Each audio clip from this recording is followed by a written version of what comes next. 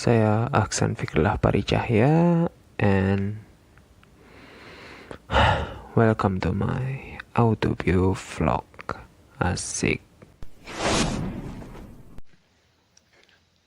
Sudah sekian lama kita tidak berjumpa dalam vlog, dan saya tidak tahu ini openingnya kayak apa karena HP saya yang lama rusak, jadi file saya hilang semua. Mungkin ini belum ada pembukaannya, dan saya hari ini ya bukan sedang perjalanan seperti vlog-vlog saya awal-awal sekali gitu ya. Hari ini saya mau coba untuk mengolah ikan gitu ya. Saya mau tes pisau sebenarnya. Jadi pisaunya ini itu pisau fillet gitu ya. Saya punya ikan baby tuna. Nah, saya mau coba mencairkan baby tuna. Saya coba filleting. Tapi memang kita kan konteksnya baby ya. Baby tuna itu ukuran berapa sih gitu. Dan ini pisau saya. Ini merek Tramontina teman-teman. Merek Tramontina itu produksi dari Brazil.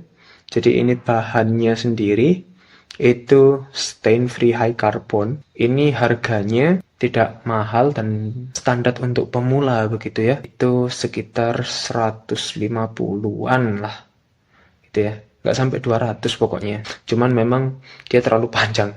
Saya dulu itu sebenarnya sempat beli pisau fillet gitu ya. Saya pesan jadi penempa karena saya ada teman dia ini penempa besi gitu ya. Saya minta dibuatkan beberapa pisau. Saya minta pisau cleaver, itu untuk daging biasanya. Yanagiba ini untuk sushi biasanya. Kemudian fillet gitu ya, fillet ya untuk filleting biasa. Deba ini untuk sushi juga. Enak sekali untuk diayunkan gitu ya, untuk motong tulang gitu, cepat sekali, tak gitu. Lalu kemudian itu kan custom, saya yang kemudian mendesain kalau jenisnya ya pasti sudah ada desainnya ya, tapi saya mencoba untuk kemudian ukuran sekian. Pas datang saya kaget, panjang ternyata. Bahkan Yanagiba itu saya pesan itu ukuran 27 cm kalau nggak salah. 27 cm itu lebih dari sejengkal, jadi panjang sekali Yanagiba itu. Pisau-pisau itu entah kemana, tinggal 2 gitu ya. Yang fillet itu sudah hilang semua, akhirnya saya pesan. Bahan dari pisau-pisau yang saya pesan saat itu bahannya pear truk gitu ya. Jadi dia kalau tajam saya rasa lebih tajam pear truk itu daripada ini. Cuman dia nggak bisa tipis, kalau ini kan bisa tipis sekali ya. Kalau pear truk nggak bisa. Ini pisau boning. Nah, pisau boning aja dia tebal gitu ya. Ini memang ada plastiknya tapi dia lebih tebal lah. Ini saya kasih plastik dan saya kasih minyak karena kekurangannya juga selain tebal itu juga dia gampang berkarat. Sementara kalau ini harusnya tidak gitu ya. High carbon ini harusnya tidak gampang berkarat. Perawatannya lebih mudah gitu ya daripada si pisau-pisau yang menggunakan pear truk itu tadi. Ya, kita coba lihat ikannya. Jadi untuk ikan ini ya teman-teman, saya ini baby tuna. Nah, baby tuna ini saya tidak tahu dia spesies apa gitu ya. Ini ada 2 ekor baby tunanya. Karena kalau baby tuna itu dia sulit untuk diidentifikasi teman-teman. Jadi tuna di bawah 10 kilo itu masih sulit diidentifikasi. Nah, ini yang di kresek kuning. Ini ikan selengseng atau biasa mungkin ikan salem ya. Dia adalah Scomber australasigus gitu ya. Kalau tuna ini genusnya pasti tunus, tapi kita nggak tahu nih gitu ya, tunus apa gitu. Nanti coba kita selain di fillet itu juga ditimbang, lalu kemudian diukur dan dilihat penciri-pencirinya, lalu kemudian saya kumpulkan fotonya. Jadi ini mulai bisa dicairkan. Ada 2 ekor ya. Nah, memang kalau semisal milih baby tuna itu sulit kalau minta yang perfect kayak gini. Biasanya sudah pecah perut tapi ini masih lumayan bagus. Coba teman-teman lihat seberapa panjang pisau saya. Dia sepanjang ikan yang akan kita bedah.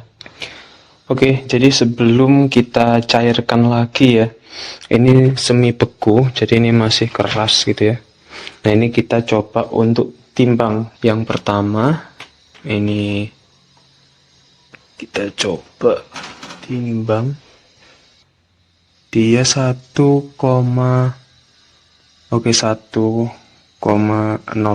ya. Ini harus hati-hati juga karena ini ya, untuk timbangan saya ini dia nggak anti air karena dia murah. Memang ekonomi tidak bisa berbohong. Ini 10, jadi 0,6 ya. Jadi nggak sampai 1 kilo, memang lebih kecil, jauh. Sekarang masuk sesi kita akan foto-foto dulu penciri-penciri yang sekiranya bisa membantu kita untuk mengidentifikasi si baby tuna ini tadi ya. Teknisnya sendiri nanti kita akan sudah punya acuan 1 cm itu seberapa sih kalau di foto gitu. Jadi kita nanti ketika mengukur mata kah, mengukur untuk panjang tubuh kah, mengukur panjang sirip kah, itu kita tahu estimasinya dengan lebih akurat seperti itu. Dan sebagaimana bisa dilihat, saya sudah mulai untuk memotong ini ikan kedua ya. Saya membagi satu ikan jadi 4 potongan.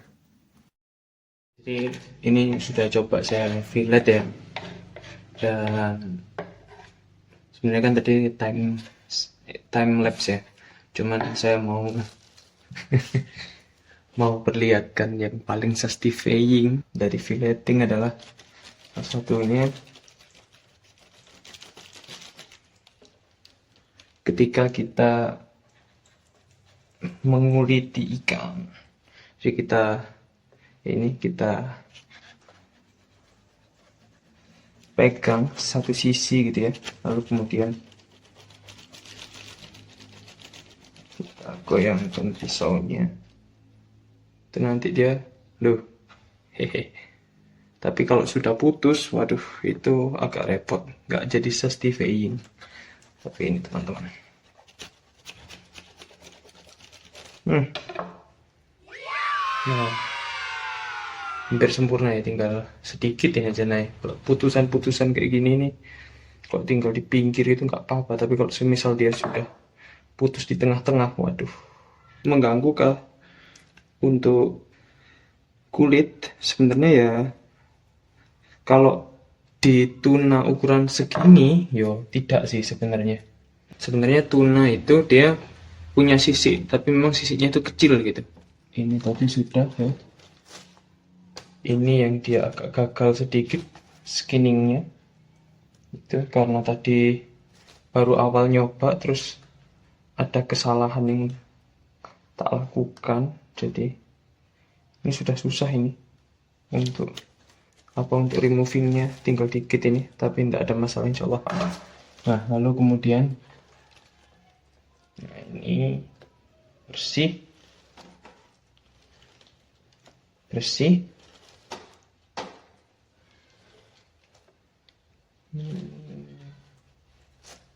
hampir bersih ya, tinggal di ujung ini aja. Ini nggak apa-apa, bisa di atasi sedikit. Kita coba lihat untuk daging 1 kilo lebih, 60 gram, itu dia akan menghasilkan berapa? Kita lihat 150, 295, 400,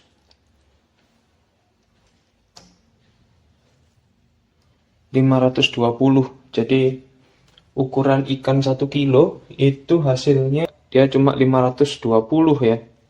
Sudah selesai, kita pisahkan dulu dan beralih ke daging yang satunya. Jadi membagi satu ikan menjadi 4 bagian itu bukan tanpa alasan ya, karena kita akan menghilangkan bagian di tengah-tengah yang berwarna lebih gelap, itu adalah bagian darahnya gitu ya. Sebenarnya ada beberapa orang itu terkadang suka bagian yang merah malahan. Tapi ini kalau sudah ngomong tentang fillet, maka bagian tersebut biasanya ada duri-duri atau tulang-tulang ikan yang kemudian memang akan mengganggu sekali. Nah, baik, sepertinya itu saja dulu. Jadi kita akan beralih ke part 2 nantinya. Terima kasih telah menonton konten saya. Teman-teman juga bisa like, subscribe, and comment untuk support saya di YouTube. Teman-teman juga bisa support saya melalui Instagram @indofistory salah satunya. Di sana saya menyajikan konten-konten terkait desain ikan-ikan asli Indonesia, baik air laut maupun air tawar. Jadi kalau teman-teman gak follow, kayaknya rugi besar deh. Bukan kayaknya, tapi mungkin kepastian. Jadi jangan lupa